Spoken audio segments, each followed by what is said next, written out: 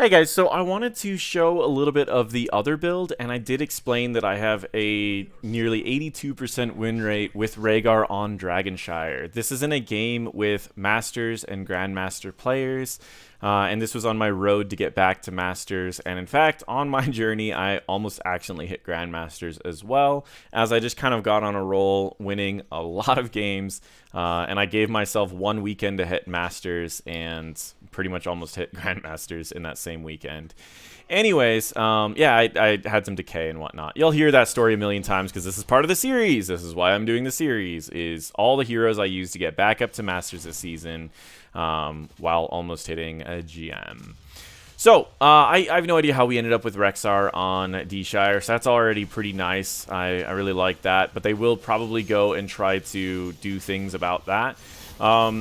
So I am going W build, and the way W build works on Rehgar is you can play a little bit more aggressive if you want to, and the way that we are going to be doing that is we're going to be throwing a shield onto Murden, and when he dives in, we're also going to dive in, and he's going to heal us for 30% of the damage done, and if he's hitting 2 or 3 people, let's say he hits 3 people, you're healing for 67 damage per second, while also diving in and doing some extra damage yourself. It's a really cool way of applying a lot of pressure in fights.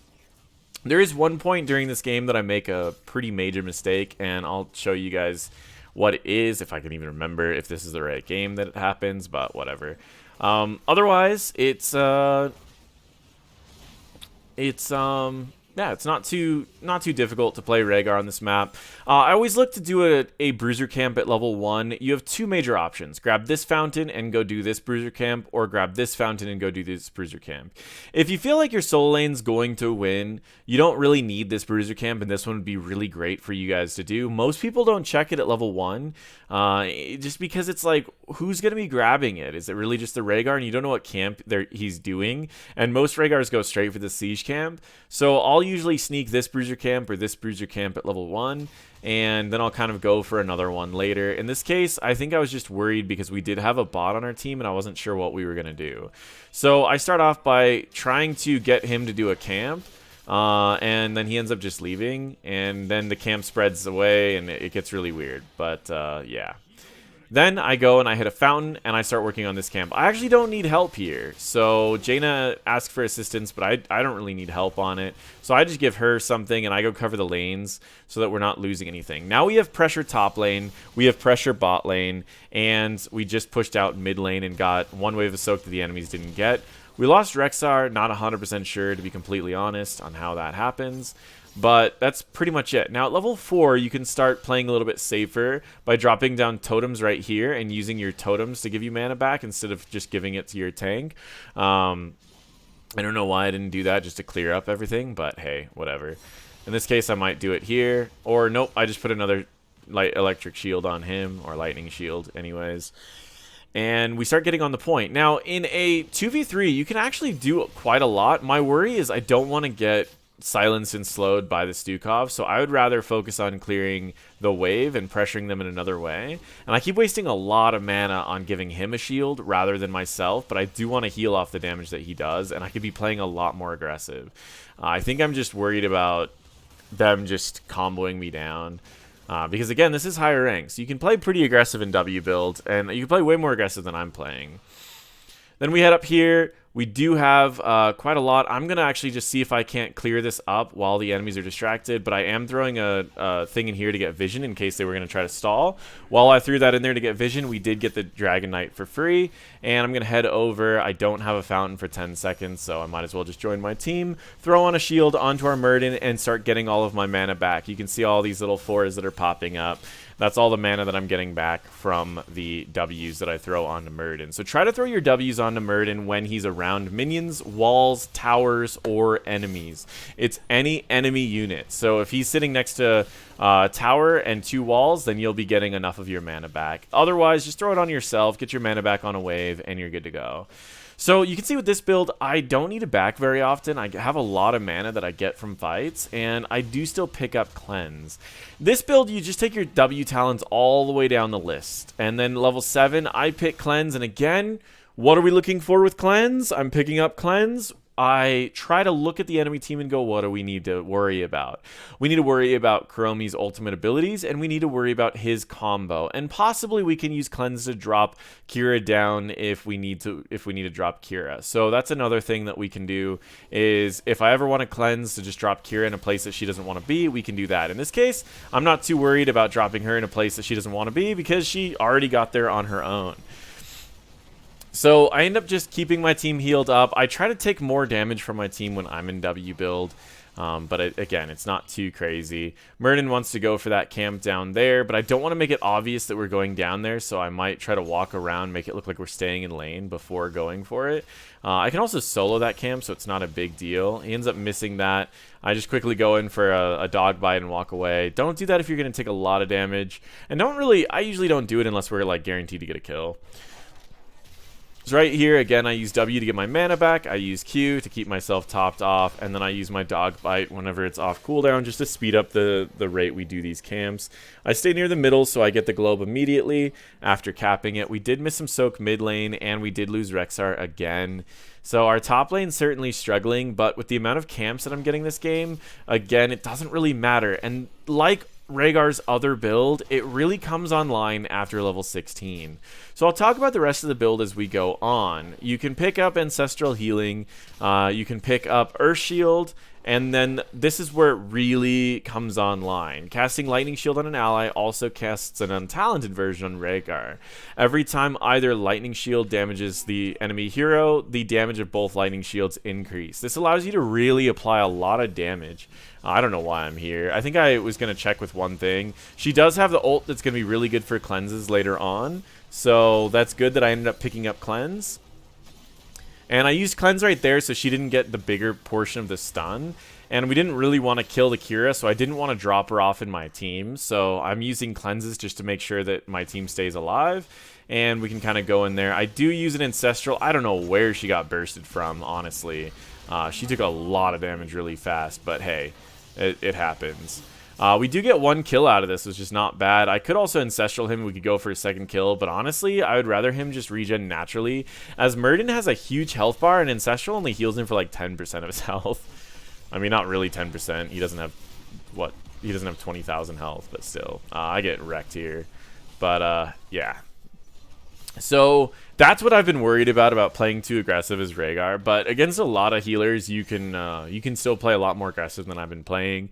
But you can kind of see now why I've been playing safe on him. Let's fast forward through my death, and you can see we own all the camps. Like, we're constantly getting camps, and in fact, I might even go and get another camp while my team is losing bottom lane and about to lose top lane. I can quickly get this camp, and Raynor will interrupt once or twice. Now we have a camp that's going to allow us to get back top lane, and so as we stall the enemies, we're getting value in another lane.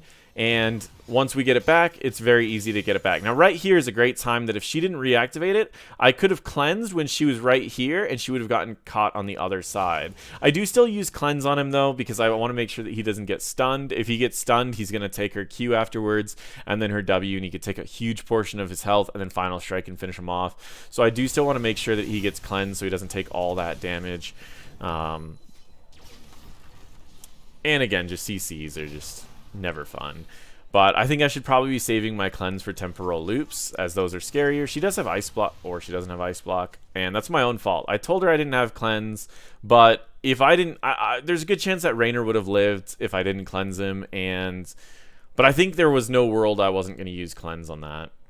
Right here, I go for the dragon. I could have actually dropped down a totem and a lightning shield and then gone for the dragon, just so that I could have cleared this out, but honestly, dragon one fire breath gets it, and I'd rather get it as fast as possible.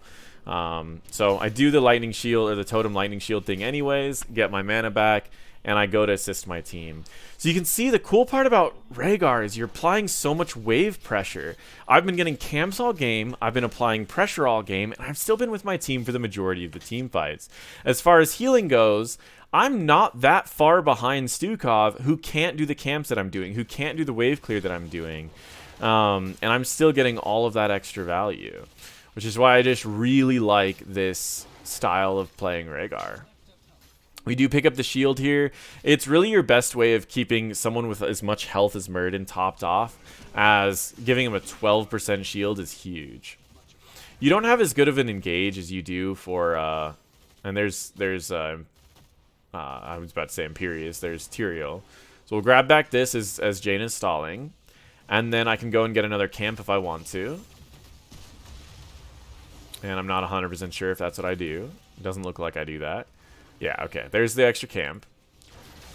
I end up canceling it because I want to make sure that my team stays alive and it looked like there was a fight going on. Because again, priority is making sure that your team's okay. But whenever there's a stalemate, you want to make sure to be applying pressure in another zone. Like, we're losing in kills. Look at this. We have 2 kills. They have 6 kills. They are killing us. And they are winning these fights. But we're ahead on experience because of me. As a healer, you know? Tyrael got taken out. I didn't actually do much on that fight. I just did 1 lightning shield and a heal, and that was it. So, but again, you want short fights on Rehgar. Rainer's already getting that, so I'm going to get this and grab a DK. You kind of see how I prepped, like, I looked ahead, and this is kind of a problem that I see a lot of times, even down to just getting globes. I'll see people about to kill a wave that's going to drop a globe, and then they wait till the globe drops, and then they try to go over and grab it. But there's other people who will go to clear a lane and they'll stand in the middle so that when the globe one dies, they immediately grab the globe. And it's the same idea. I didn't wait until we had both of the zones because then that would give the enemy time to react. Right as the enemy sees that everything's blue, they immediately lose Dragonite. And they didn't even have time to react to it. So that's why I was immediately moving, and I got that extra wave clear for my team as well. So I'm keeping my team up on wave clear and experience. I knocked back the one person that's going to be doing the most damage, and I cleared the lane up there so that they have to either catch that wave or lose experience. They're catching the wave, that means that I deal with less people. I'm stutter stepping with even the Dragon Knight here so that there's less chance that Chromie's going to be able to poke me down, and I'm going to be starting off by doing some damage to both turrets at the same time as the structure in the middle and those. I kill the sidewall so I can play a little bit more aggressive and possibly knock back the Chromie or the Kira. And then we approach over here, and I want to destroy their fountain, so I deal damage to the fountain, as well as I'm going to knock back the Urel, and I'm in the middle of the fight now, so all I need to do is toss down a W to apply some pressure, and we're into this fight. Like, we did so much with that Dragon Knight, and I got the Dragon Knight instantly. All those little plays on this map are super important to be predicting of what's going to happen on this game. Get camps early to apply pressure and predict where that pressure is going to be applied on where you need to be afterwards. I've been covering all the waves, and this is why I love this hero so much on this map. And that's an area, again, so that was what I was worried about happening to him and why I cleansed so early on the last fight, is Kira can do that much damage to him and then immediately pop ult and get a kill. And the last time I was just really worried about it. Now, the last time she didn't have her ult up, but it's such a low cooldown, I didn't know that. Because I can see the cooldowns because we're on a replay, but I couldn't see the cooldowns in-game. I had to just guess. But right there, if she would ult and I didn't use Ancestral, he would have died. She tried to ult right there. So Ancestral would have came out. If she didn't die there and I didn't Ancestral, he would have died. But we kind of did both. We were able to kill her and also get that. Take a bunch of damage because Chromie's lowering our armor. I think the Anderhall one's better than that, but hey, to each their own. And once again, what am I doing? Getting camps.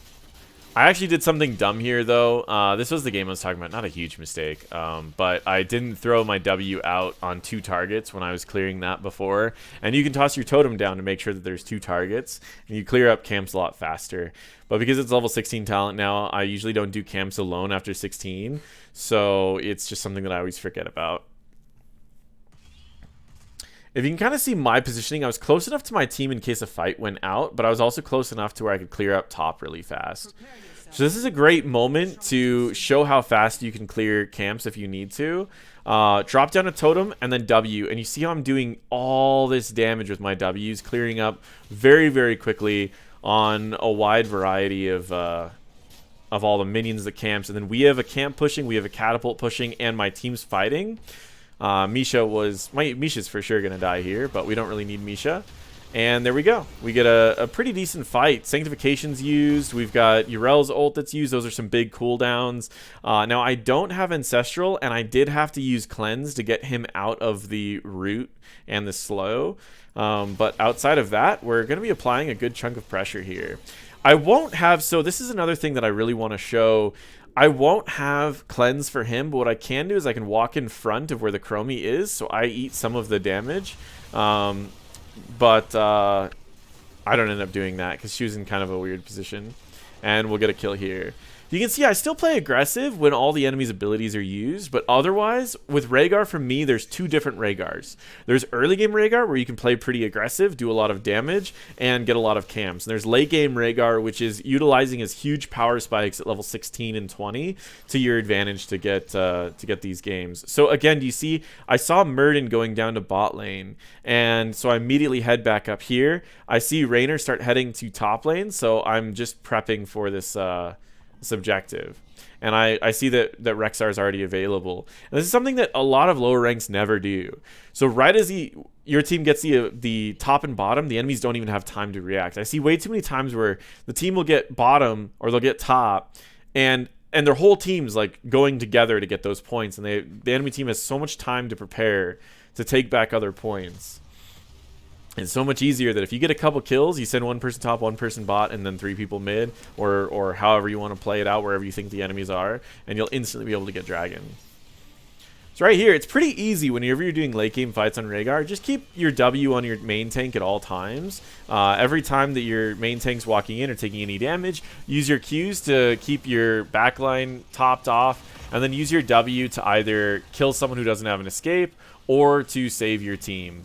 Primarily, you can see I'm focusing on the front line with just Ws, and I'm focusing on the back line with just Qs. I do use an Ancestral. I can Cleanse, but honestly, do you see how I had Cleanse? I looked at him, and I was like, I could Cleanse you, but why? You know, Chromie's not going to be able to kill you. You're almost full health Murden, and there's a Dragonite in your way. So I didn't even Cleanse because I didn't need to. And that's pretty much it. I mean, look at this. I'm just playing very safe in the back line. I'm not diving in. I'm not dying, and I'm just giving so much utility to my team. I'm staying high on mana because every time Murden goes in with a shield, he's giving me mana back.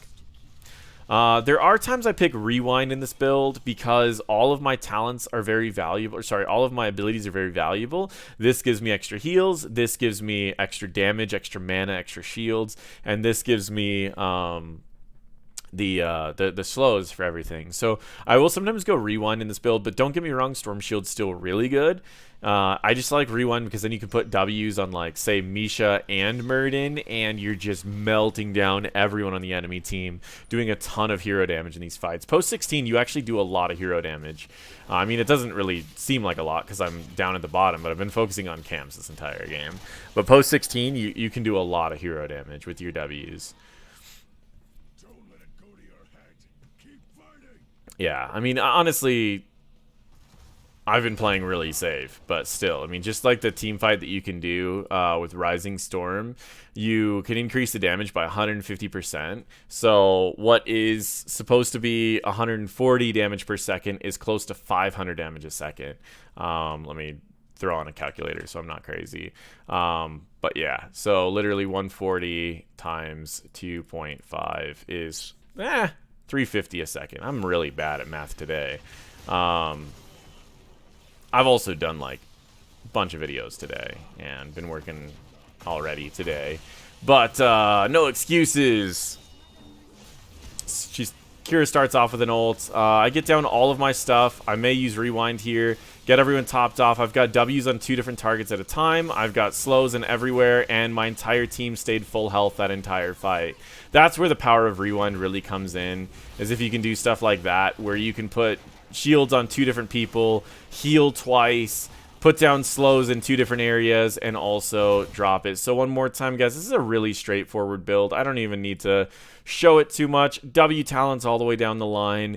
If there's cleanse targets that you want to go for, pick up cleanse if you like cleanse. If not, on this build, Blood and Thunder allows you to get more W's off. One thing to note, you don't need to hit heroes with Blood and Thunder. So even as the game goes later, you can still safely reduce your cooldowns by quickly using Ghost Wolf and hitting a minion or a wall to lower your cooldowns even further, taking an 8-second cooldown on Lightning Shield and making it a 6-second cooldown.